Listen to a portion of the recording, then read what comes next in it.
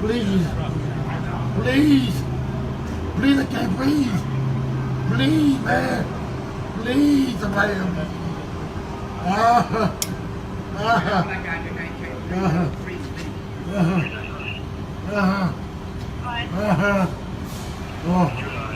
can't breathe. Please, anybody. Fala galera, sejam bem-vindos a mais um vídeo do canal do Professor Eric.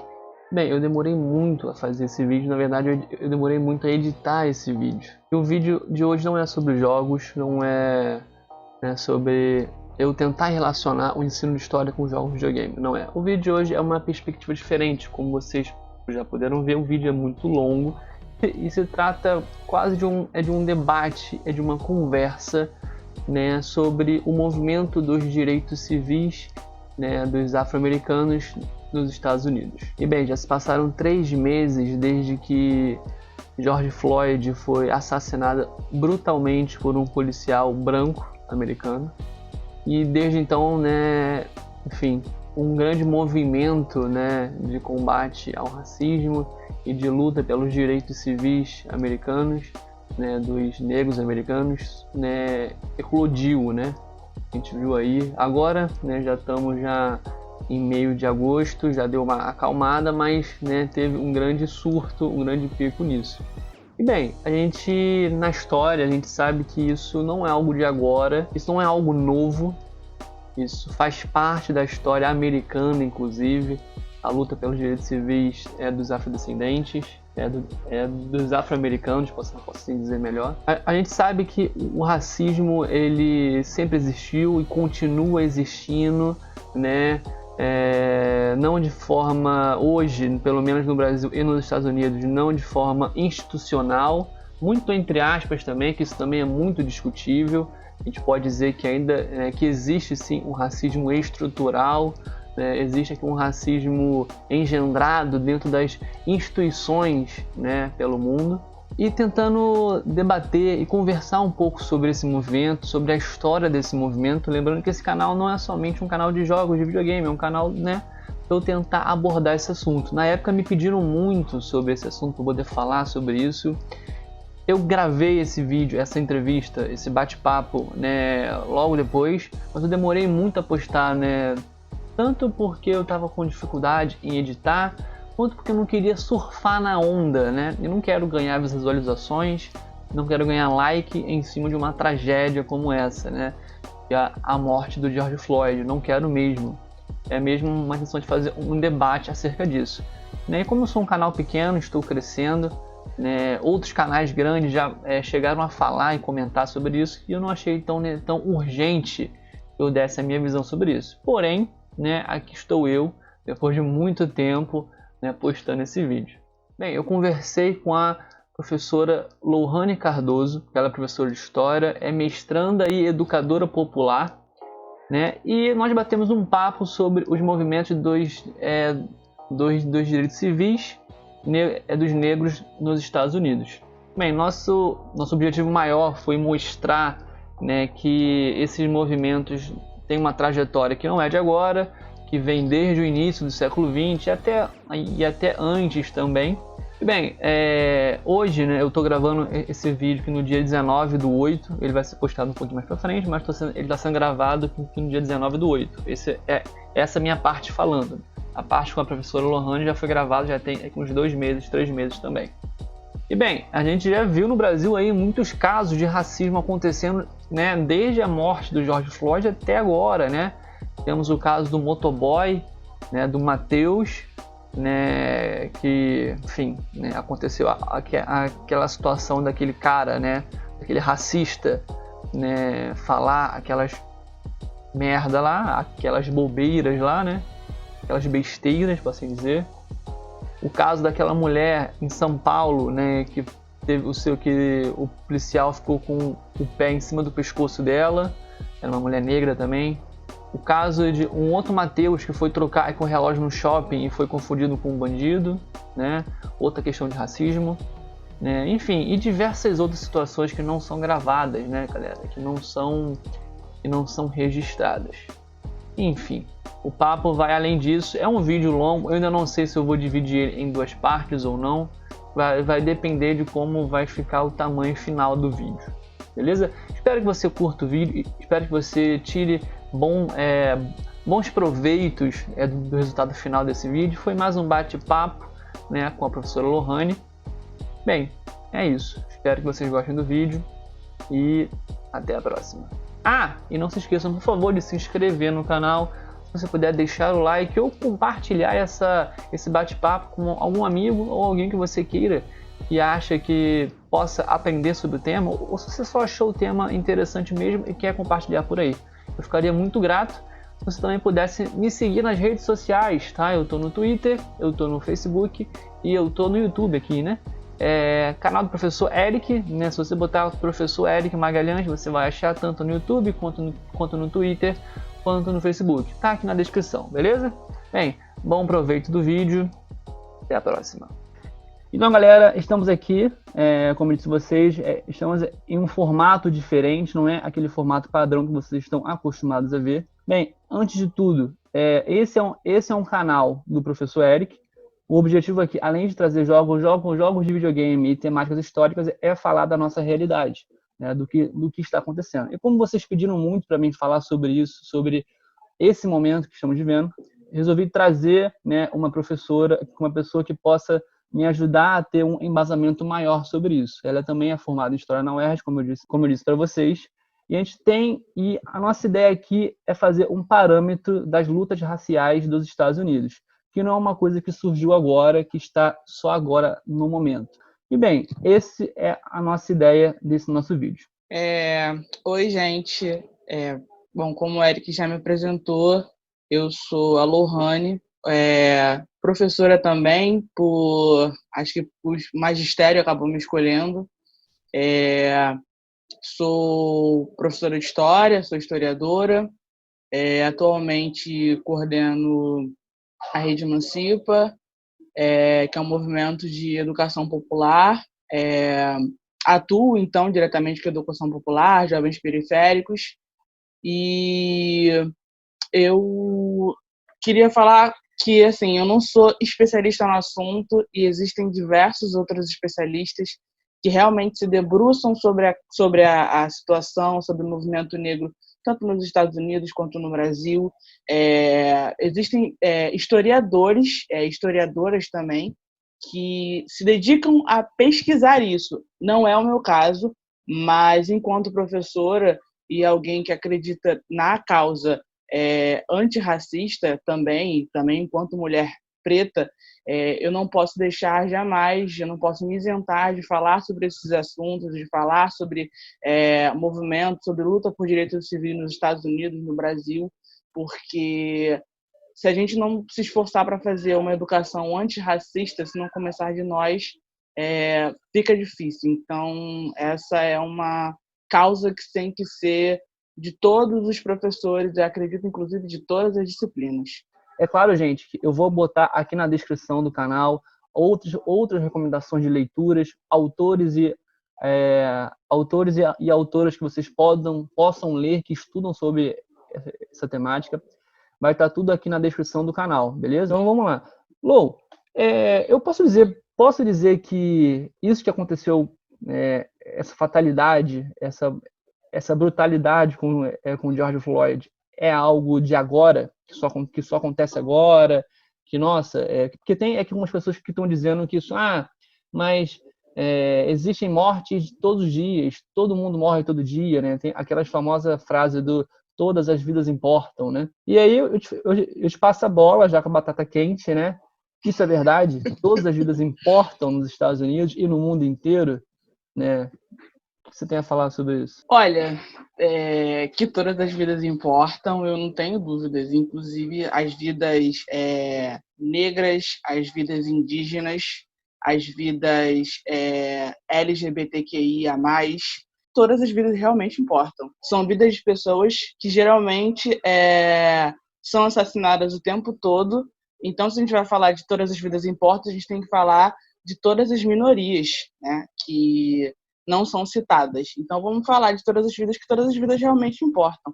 Mas no momento, não só no momento, né, como ao longo da história, o negro sempre foi visto, sempre foi colocado como inimigo das pessoas, das instituições, vamos colocar assim, de poder, né, das instituições hegemonicamente, em sua maioria, brancas. Então, os negros são vistos o tempo todo como inimigos que precisam ser combatidos. Então, quando eu falo que quando a gente defende que vidas pretas importam, e a gente bate nessa tecla, a gente está falando isso porque quem está morrendo são as pessoas pretas. Vamos ser realistas, né? Vamos tratar essa situação olhando para a realidade. Quando você tem uma operação policial dentro de uma favela, quem morre é uma pessoa preta. O corpo que está sendo tombado é de uma pessoa preta. Quando você tem lá nos Estados Unidos o caso do George Floyd, não é um caso isolado. A gente teve, se eu não estou equivocado, acho que em 2015, acho que foi em 2015, o caso do Eric Garner, que com 2014. 2014. Eu sou péssimo em datas, mas lembro dos casos. Quando a gente tem, por exemplo, o caso do Eric Garner, que morre também dizendo a mesma frase que o George Floyd, I can breathe, e vocês falam para mim que todas as vidas importam, claro que todas as vidas importam, mas por que só a vida do preto está sendo retirada? Se todas as vidas importam, então a gente tem que falar sim também que a vida do preto importa e que é a vida que está sendo retirada nesse momento, né? E está sendo retirada por quê? Qual é o motivo que as pessoas estão matando pessoas pretas? Eu queria até, inclusive, trazer o seguinte: qual foi a resistência que o George Floyd ofereceu na hora da prisão dele? Quando ele já estava imobilizado no chão e o policial ainda assim põe o joelho no pescoço dele. Qual é a resistência que ele oferecia ali? Então, e eu queria até, inclusive, Eric, trazer uma situação, porque, assim, apesar de, mesmo sendo historiadora, eu também sou uma pessoa que fico observando os movimentos das redes sociais. E eu pude observar todas essas manifestações que têm acontecido nos Estados Unidos e o esforço, até então, o esforço que os policiais estavam fazendo para não agredir pessoas brancas que estavam se colocando na rua. Isso é essencial a gente parar para analisar. E as pessoas podem até falar para mim assim agora, Lohane, mas outro dia apareceu no Jornal Nacional que eles derrubaram um senhor branco. Eu vi isso, foi extremamente brutal, foi absurdo. Mas se vocês pegarem e fizerem uma análise de todos os vídeos que estão nas redes sociais, das pessoas brancas que estão fazendo os cordões de isolamento, a polícia não vai para cima de pessoas brancas. E se as pessoas brancas não estivessem ali, as pessoas pretas estariam sendo simplesmente massacradas. E isso me lembra o caso de 2015, né, de um supremacista americano chamado Dylan Roof, que entrou numa igreja americana em Charlottesville, se eu não me engano, né? Ele assassinou, né, diversas pessoas negras dentro daquela igreja, né? Ele se autodeclara um supremacista branco, né? E a polícia chegou lá e ele saiu de colete, né? Ele foi rendido pacificamente, não foi disparado um tiro contra ele, ele saiu de colete, né? E você para e pensa, né? O caso do George Floyd, que foi suspeito de passar uma nota de $20 falsa, suspeito, né? E mesmo se fosse um crime que não é violento, né? Mas foi suspeito, então antes de você chegar à conclusão, você já coloca ele como criminoso, ele foi sufocado até a morte. E a gente consegue ver essa diferença clara do tratamento, como você bem disse, né? E aí a gente fica pensando, caramba, será que o problema é só situacional? É só situacional? É só agora? Será que foi só esse caso? Não, né? Eu posso botar dados para vocês aqui na frente de diversos dados que comprovam, diversas estatísticas que comprovam a violência policial americana contra negros. E não só americana, né? Posso fazer esse dado para diversos países, inclusive aqui no Brasil. Então, por quê, né? E aí a gente pode pegar que o gancho histórico e você para e pensa, né, que a democracia estadunidense, né, que muitas pessoas falam que é a melhor democracia do mundo, que é a maior democracia do mundo, né? O primeiro país da América a conseguir a sua independência, né? A chamada Revolução Americana, né? Lá em 1776, essa primeira democracia, essa primeira república, ela, apesar de ter aquele ideal iluminista, né, de todos que os homens são livres, iguais perante os outros, ela foi uma democracia que perpetuou o trabalho escravo, né? Então, a gente para e pensa que isso está junto da bandeira americana, né? Isso está na construção dos Estados Unidos. E aí foi necessário uma guerra civil, né? Quase um século depois, para que fosse questionada o trabalho escravo de negros, que fique bem claro, né? E mesmo com o fim da escravidão, com o fim do tráfico negreiro, com o fim de todo esse trabalho forçado a essas populações negras, né? A gente vê que na década de 60 ainda, né, de 1960, a gente ainda via uma espécie de apartheid nos Estados Unidos. Quando você fala da Guerra Civil nos Estados Unidos, que inclusive eu acho que é um dado muito importante a gente falar, porque os negros do sul dos Estados Unidos conseguiram a sua independência através de uma guerra civil. Acho que isso é importante a gente sempre pontuar. Inclusive, tem vários filmes que colocam isso, por exemplo, pessoas... Tem um filme recente, acho que é o mais recente, eu vi ele tem uns dias, que conta o caso de Harriet Tubman, que foi uma mulher escravizada, preta, que foge do sul dos Estados Unidos, vai até o norte, e ela não consegue isso assim, é só o básico do que eu vi sobre o filme, tá? Então é só uma visão que eu tenho daquilo que o filme passa. Ela consegue a sua liberdade, mas ela retorna ao sul dos Estados Unidos e liberta diversas pessoas, diversos escravizados. Então, assim, se eu não me engano, ela é uma das pessoas que mais libertou negros escravizados nos Estados Unidos. E aí você vê, tipo, era preciso você empunhar armas e você lutar pela independência. Eles precisaram lutar pelo fim da escravização no sul dos Estados Unidos. E mesmo quando eles conseguem o fim da escravização, o sul, não contente, faz o quê? Impõe as leis segregacionistas, que é a lei Jim Crow, né? A gente fala muito aqui, quando a gente está falando do caso dos Estados Unidos, do racismo nos Estados Unidos, a gente tem que ter em mente que lá o racismo, a segregação, ela era institucionalizada. Era em todos os Estados Unidos? Era em todos os Estados Unidos? Não. Era principalmente nos estados do sul. Então, lá era institucionalizado, era permitido. A lei de Jim Crow, ela fala o quê? Ela diz que ela permite e ela institui que os estabelecimentos eles têm que ter espaço para negros e espaço para brancos. Então, por exemplo, vou dar assim, um exemplo muito simples.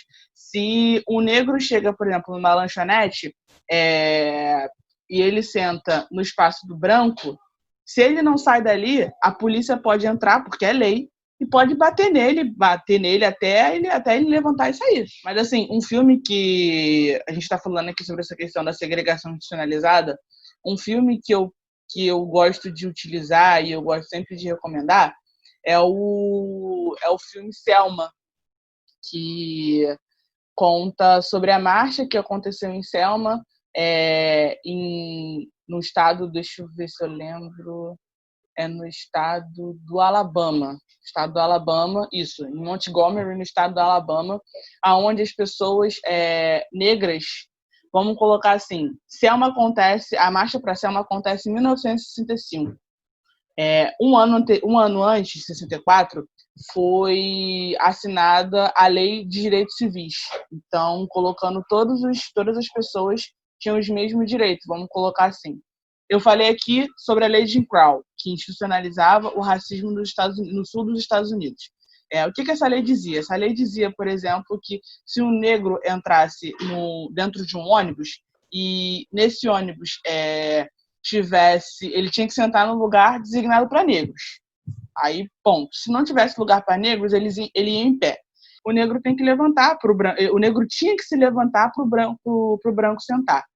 E aí acontece em 1955 o caso da Rosa Parks, que é, vamos botar assim, que é tido geralmente como um estopim, né? Não é o caso, não é vamos botar assim, que não é um caso isolado, já acontecia com muitas outras mulheres, com muitas outras pessoas negras nos Estados Unidos, mas o caso dela, ele tem uma simbologia muito grande, porque a Rosa Parks, ela era uma doméstica negra.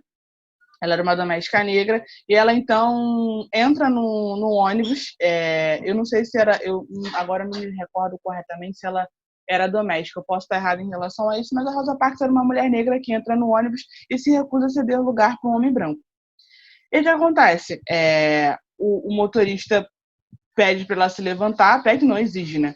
Ela não se levanta, o ônibus não sai, a Rosa Parks então ela é presa, é levada presa. Inclusive tem uma foto da Rosa Parks segurando o númerozinho lá do fichamento dela, porque ela simplesmente ela se recusou a levantar de um ônibus, não cedeu um lugar.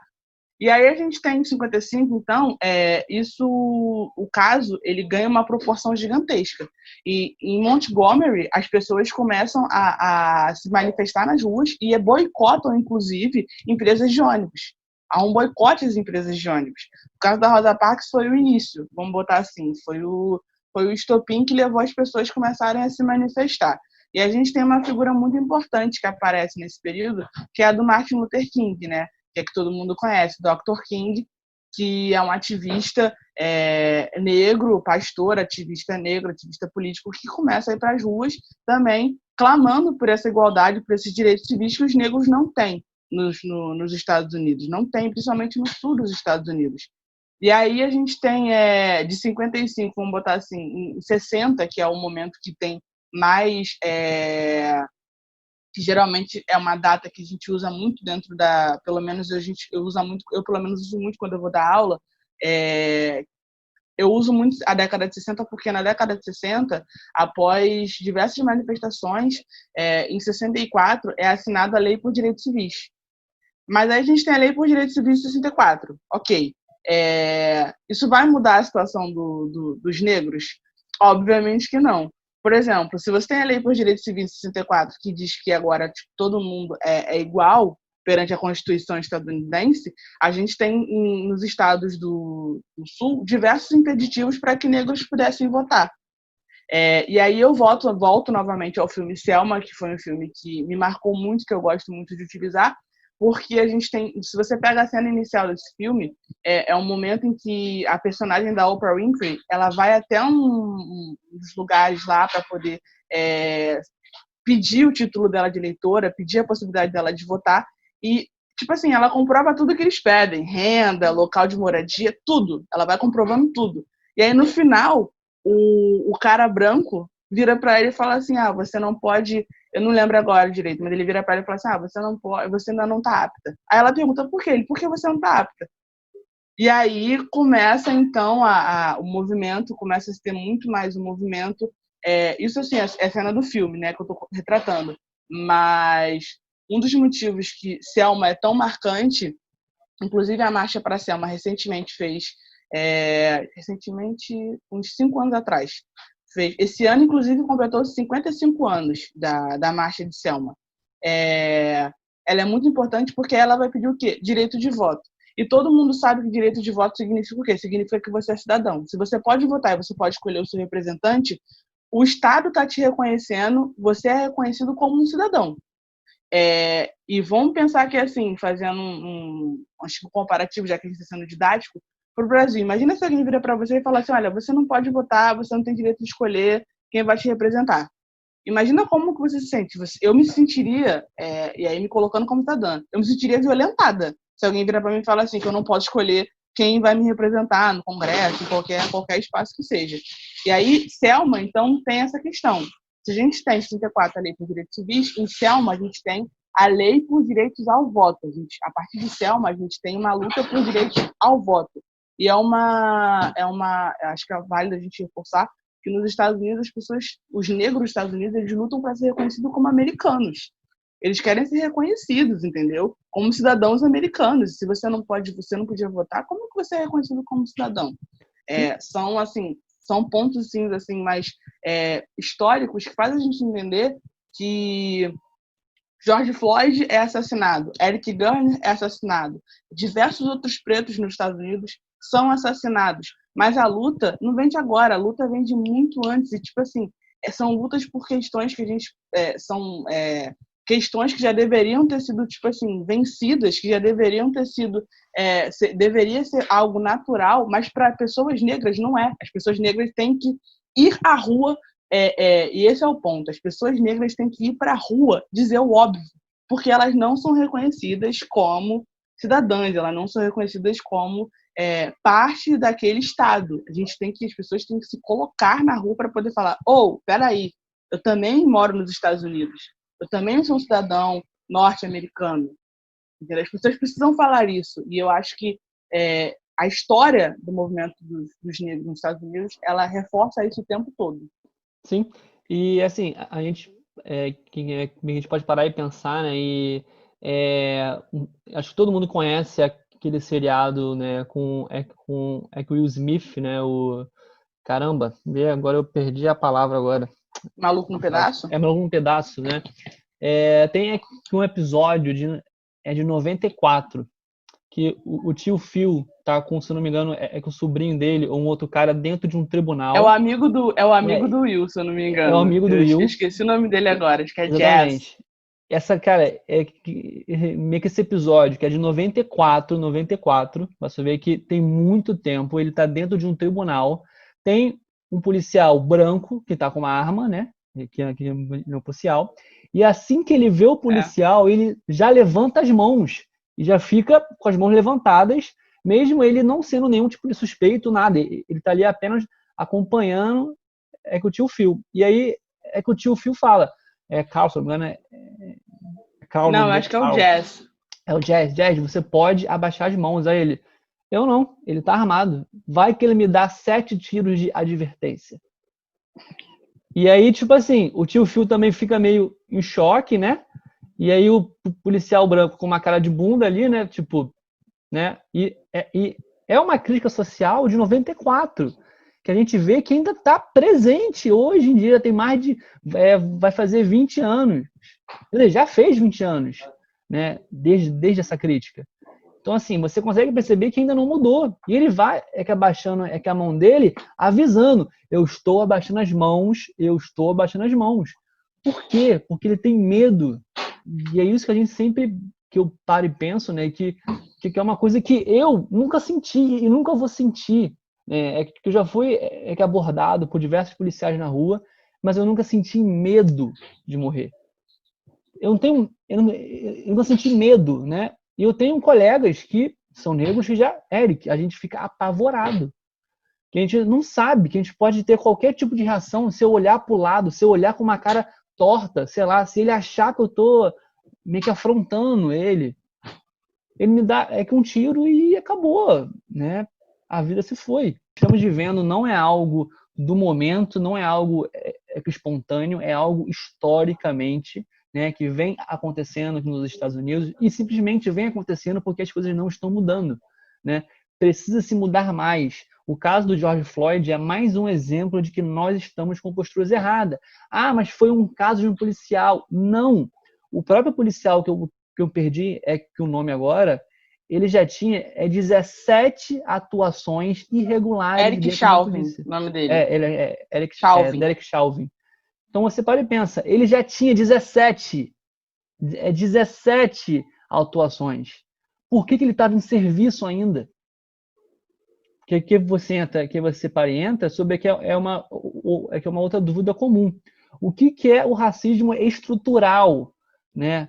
É somente algo que eu vou ofender o outro coleguinha, eu vou que ofender que outra pessoa. Não, é algo estrutural. E aí novamente eu jogo essa batata quente para o Lohane poder falar sobre, que é uma dúvida que me perguntaram também, que o que é esse racismo estrutural, né? E o que você acha que nós podemos fazer para tentar combatê-lo, enfim, tentar reduzir ou acabar com ele, né? Eu gosto de usar exemplos. Eu acho que exemplos é fundamental. Por que a gente diz que, que o racismo ele estrutura a nossa sociedade? Vamos parar um pouco para pensar e começar a analisar. Isso aí é um exemplo, inclusive, que uma amiga minha, branca, que namora um cara negro, falou uma vez comigo e, claro, que eu sempre reparo isso, mas para mim já é algo natural. E quando ela começou esse relacionamento, o namorado dela, uma vez eles entraram num restaurante e aí ele virou para ela e perguntou assim, eles estavam sentados no restaurante, ele virou para ela e perguntou assim, olha aqui, olha pro restaurante, vê quantas pessoas negras estão sentadas comendo e vê quantas pessoas negras estão servindo. E aí ela tomou um choque. E aí você começa a pensar, tipo assim, poxa, tá, você começa a refletir. Vamos sair agora um pouquinho desse espaço do restaurante, vamos voltar um pouquinho na nossa história.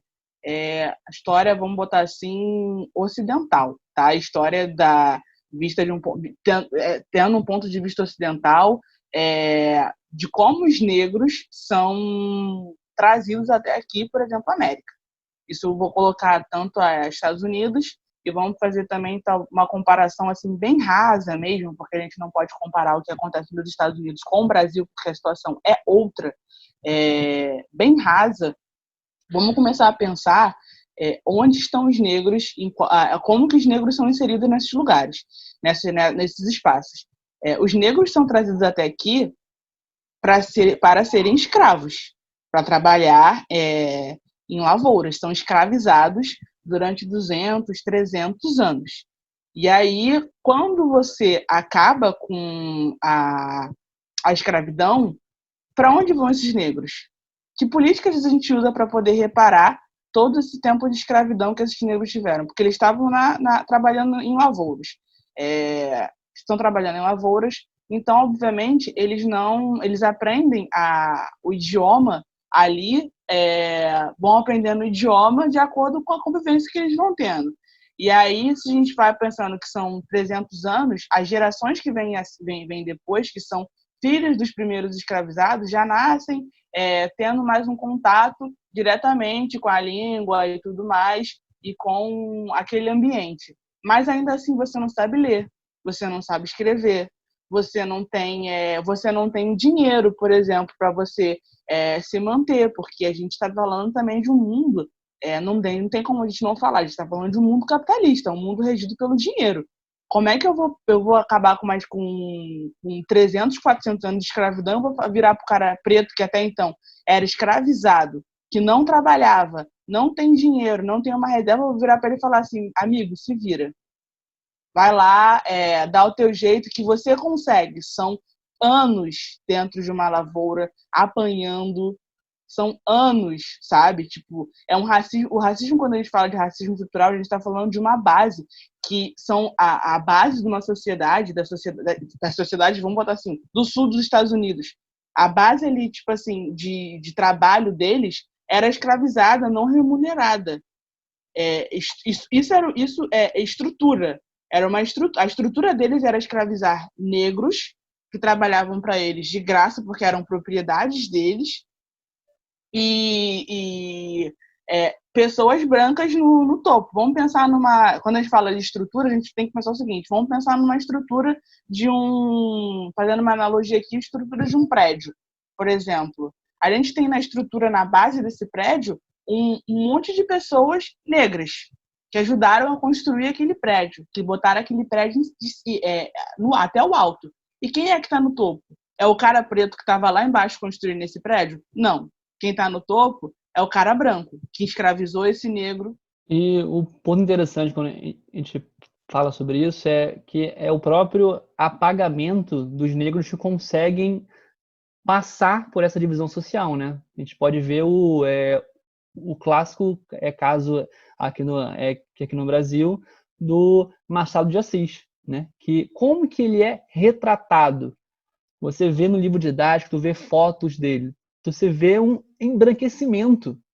Tu vê que tu pega uma foto dele no Google, se você não pegar ele com uma foto correta, tu vê que ele tá branco e ele era negro, né?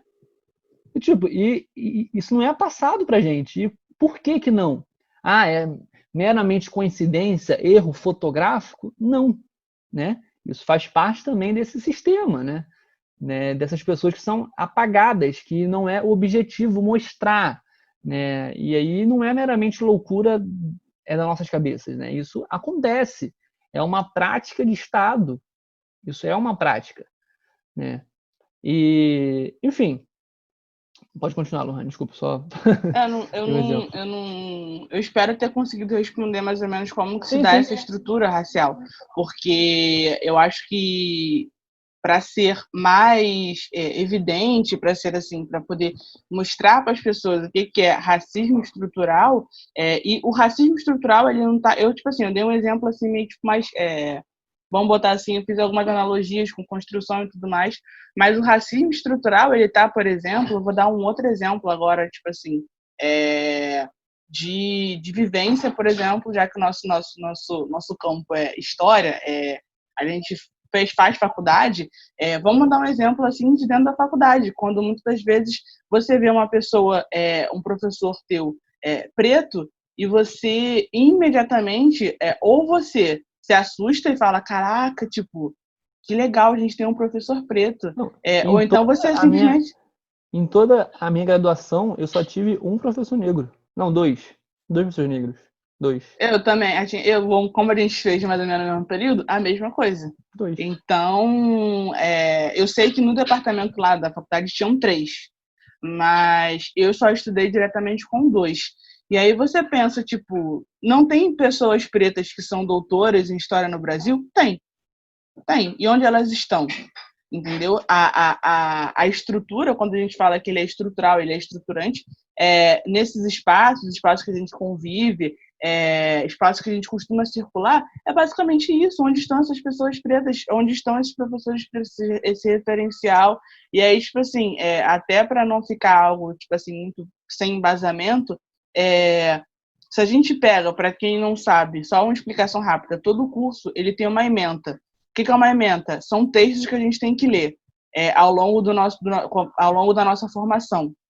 Se você pegar a maioria das ementas do nosso curso, você não vai encontrar autores pretos. Eu estou falando da minha experiência, Lohane, estudante que agora faz mestrado.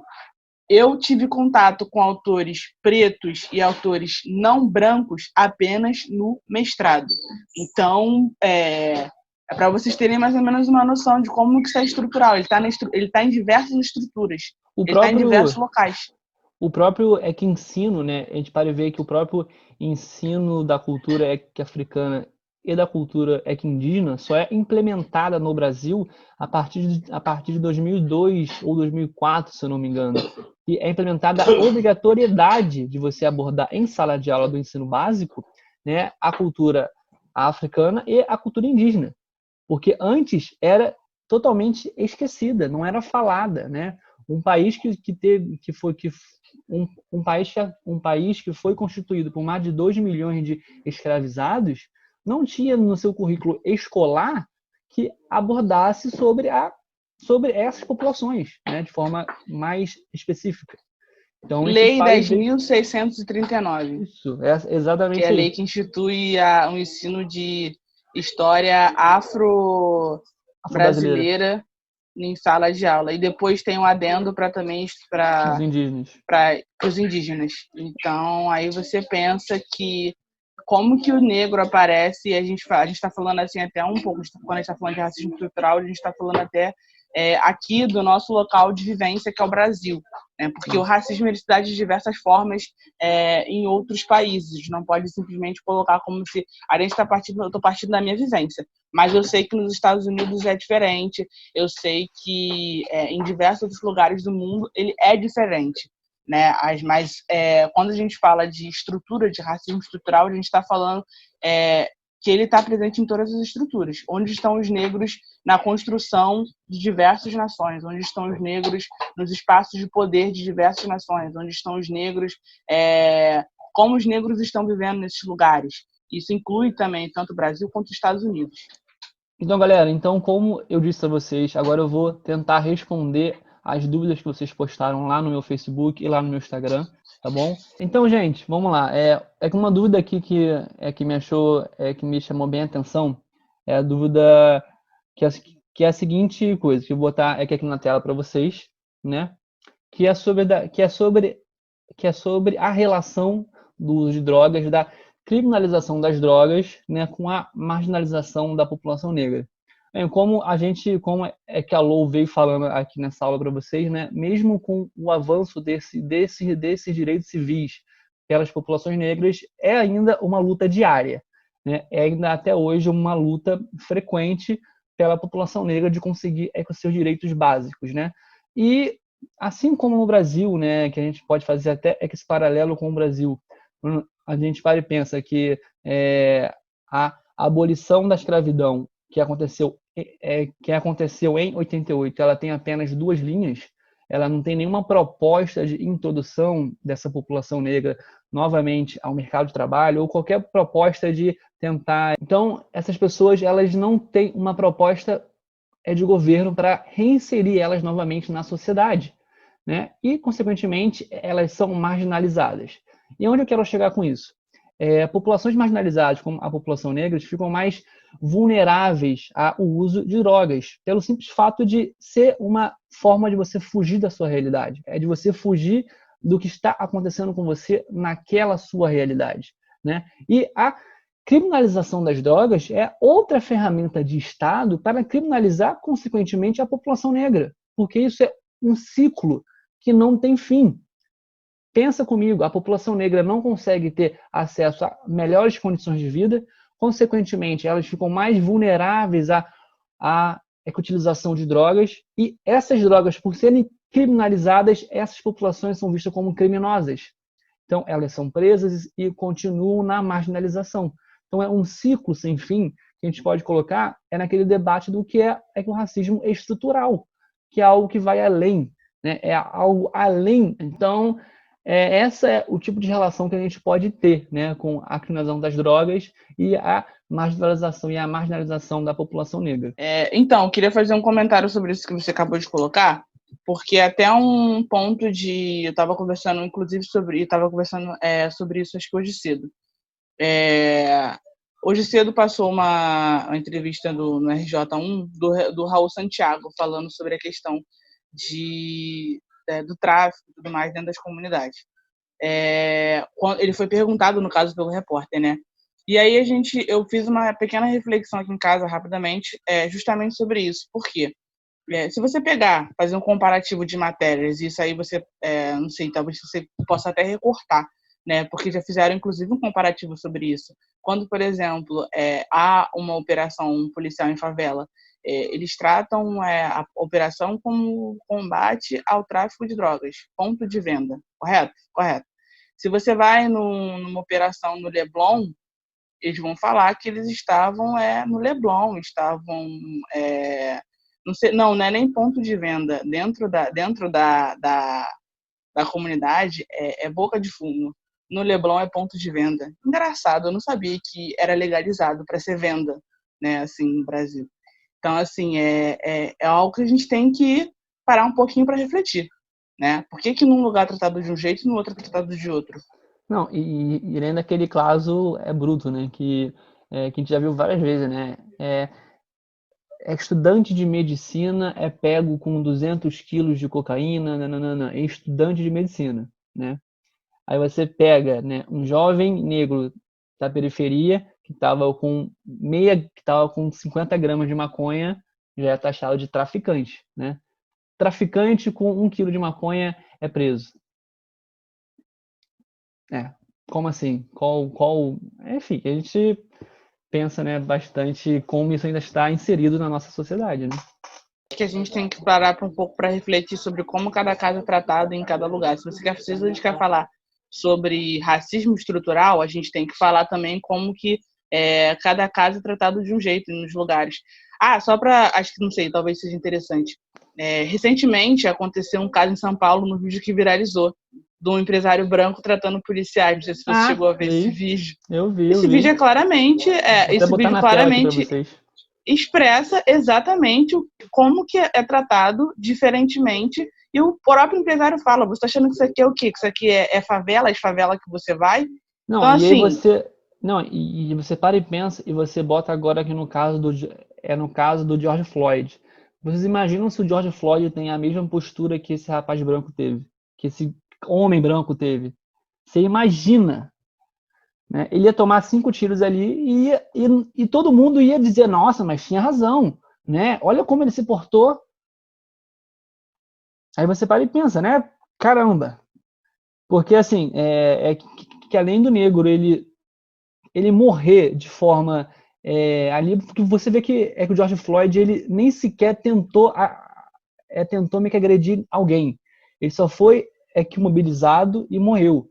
Ou seja, ele mesmo ele agindo de forma pacífica, ele é assassinado. E aí como tu vai julgar aqueles outros que não querem ter uma postura passiva? Como você vai julgar? Ah, mas o cara bateu no policial. Ah, mas o cara quebrou o vidro. Ah, mas o cara quebrou o carro do policial. Cara, assim, para e pensa. Que não estou dizendo que essa é a forma correta ou que isso é o jeito certo. Mas pare e pensa no que aquela pessoa está vivenciando. O caso de George Floyd e diversos outros casos de negros americanos que são mortos sem levantarem a mão, sem terem nenhuma postura agressiva, né? Enfim, só para vocês conseguirem pensar. Obviamente que esse canal não está, né, querendo dizer que é correto você ir na rua quebrar as coisas, obviamente que não, mas é só para vocês questionarem, né, a forma como está sendo feitas as coisas, né, e tentar, em vez de julgar, de pensar, cara, se essas pessoas estão reclamando desta forma, por que será, né? É mais uma vida que foi perdida, gente, mas é uma vida que foi noticiada, que foi gravado, né? A gente, assim, posso até dizer de sorte ou não, mas o caso do George Floyd foi gravado e filmado. Quantos casos não são gravados e filmados? Que ninguém sabe, que ninguém vai ver, que a família chora e fica por isso mesmo, que não foi gravado, né? E você vê mesmo o policial vendo que estava sendo gravado, ele viu que estava sendo gravado, ele nem se importou. E aí eu venho dizer aquilo que eu falei antes. Para uma pessoa para aquele policial ter aquela postura de saber que está sendo filmado e saber que nada vai acontecer com ele, quer dizer que provavelmente que ele já fez tanto isso e já não levou a nada, que para ele já é indiferente, que ele já sabe que isso não vai levar a nada. Então, assim, formas para a gente se pensar, não confundir a reação do oprimido com a violência do opressor. É uma reação. Se alguém te dá um tapa na cara e você dá um tapa na cara de volta, você não a parte da agressão, ela não começou de você. Você revidou. Então, assim, é algo a ser sempre pensado. Bem, eu acho que o vídeo já está muito grande. Eu vou ter uma dificuldade de conseguir fazer isso ficar curto, então eu vou tentar encerrar aqui. Show? Você quer falar mais alguma Tranquilo. coisa? Se tem algo que você queira, que você acha importante de ser mencionado, de ser batido em pauta? Sim, olha só, eu vi nesses últimos dias, eu acho que principalmente algumas discussões no Twitter, sobre o fato da gente, eu queria só deixar um ponto aqui muito claro, sobre a questão do movimento negro no Brasil. Muitas pessoas falando que a gente não age com raiva, que a gente não se revolta, que a gente não se indigna. Não precisa ser muito longe, eu também não vou ficar aqui dando uma aula completamente de relação ao movimento negro no Brasil, porque eu acho que isso tem que partir também da iniciativa de pessoas brancas começarem a sentar, a procurar no Google e a estudar sobre o movimento, sobre a história do negro no próprio Brasil. Lá nos Estados Unidos, um comparativo rápido, teve uma guerra civil pelo fim da escravidão. Aqui no Brasil, as pessoas, com o passar dos anos, justamente pela nossa política, assimilou que quem deu quem nos deu a abolição foi Princesa Isabel. Só que, na verdade, existiram diversas pessoas que lutaram antes mesmo de Princesa Isabel assinar a abolição. Luiz Gama é um deles, acho que, se eu não me engano, acho que é o patrono da abolição no Brasil. E ao longo dos anos a gente vem lutando muito Não pensem que a criminalização do racismo foi algo iluminado, que um branco iluminado que resolveu falar assim, agora o racismo é crime. Não pense que as cotas, que a inserção de pessoas pretas em universidades foi algo também, uma iluminação de alguém branco. Não foi. Foi muita luta, e o movimento negro brasileiro tem uma história belíssima de muita luta para a inserção do negro na sociedade. E só para fechar, teve uma frase do Will Smith, que você usou o maluco no pedaço, né, como referência. Eu acho que, para finalizar, a referência que eu dou nesse momento foi a frase que o Will Smith soltou esses dias. O racismo, ele não está acontecendo de agora. A diferença é que agora o racismo ele é filmado. Então, agora vocês sabem o que é o racismo. Agora vocês têm noção de como que o racismo ocorre, como que ele se dá e quem ele realmente mata. E é por isso que as pessoas estão tomando as ruas, é por isso que a gente está se movimentando nas redes e gritando e reafirmando que vidas pretas importam, que as nossas vidas importam. A gente não quer morrer. A gente não quer morrer falando, a gente não quer ser mais um George Floyd, aí pedindo para respirar, e a gente também não quer que João Pedros sejam assassinados dentro de casa. Vinícius. O caso do Vinícius. Vinícius. Que a gente não, menino Miguel, a gente não quer que pessoas pretas continuem morrendo. Então, é por isso que vidas pretas importam e a gente não pode recuar nessa nossa pauta. A gente tem que avançar. Porque se pessoas pretas começarem a ser respeitadas na sociedade, de verdade, as pessoas brancas não vão perder nada com isso. Todo mundo ganha. Isso tem que ser bem evidenciado. Ninguém perde nada, todo mundo ganha. E nós ganhamos o direito de viver. Sim. Assim, pô, Lohane, eu tô até emocionado com essa tua fala aí, porque é uma frase bem poderosa, quando a gente para e pensa, né, como que nossa sociedade ainda tem muito a evoluir meio que nesse aspecto. Mas a gente pode também usar aqui o exemplo, né, de quando tem uma casa pegando fogo e o bombeiro é meio que acionado para poder apagar esse fogo. Ele não joga o fogo na sua casa que não está pegando fogo. O bombeiro vai na casa que está pegando fogo. Isso quer dizer o quê? Que todas as casas importam, obviamente. Todas as casas importam. Mas aquela casa que está pegando fogo importa naquele momento para ser apagado o fogo. E esse é exatamente o caso daquele movimento do Black Lives Matter. Esse é o ponto. Ninguém está dizendo que que a população negra ela é superior à população branca, porque é o contrário, né? A própria população negra, a própria população branca já tentou deixar isso claro que eles acham o contrário, né? Então, esse movimento não é algo somente da população negra, é algo que todos nós devemos participar. Né? E devemos, eu não estou dizendo, Eric, então quer dizer que eu preciso ir para a rua, mas eu não posso. Não é isso. É uma frase que eu sempre digo: se você não pode participar, você não quer, você não tem, enfim, você não está afim, não atrapalhe quem quer. Né? Não adianta nada você tentar, através da sua rede social, através do Facebook, tentar deslegitimizar esses movimentos. Mas eu não quero participar. Tudo bem, mas não atrapalha quem quer. Tem gente querendo mudar essa realidade. E você não é obrigado a participar. Ok, fica no seu canto sem problema, mas não incomode quem quer. Não atrapalhe. Né? Normalmente é que eu repito aquela frase da Angela Davis. Antes de você achar que o racismo é algo ruim, você tem que ser antirracista. Você tem que combater, né? Isso vai desde a sua postura dentro de casa, desde a sua postura com seus colegas negros, desde a sua postura na sua vida. Isso é para além de todos nós. Né? Então, é isso, gente. Eu espero que vocês tenham gostado do vídeo. Essa foi uma tentativa de tornar didático e tentar mostrar para vocês que a luta racial nos Estados Unidos já não é algo de agora. Ela é algo que acontece durante toda a história dos Estados Unidos, né? Como eu disse lá no começo, a própria bandeira dos Estados Unidos ela é manchada com sangue negro, então é importantíssimo que nós tenhamos consciência disso. E aí, gente, eu queria agora agradecer a professora Lohane por ter topado participar desse debate aqui e tentar trazer algo didático para vocês, que é sempre importante a gente dar espaços para pessoas que não somente que estudam a área, mas que falam sobre a área, né?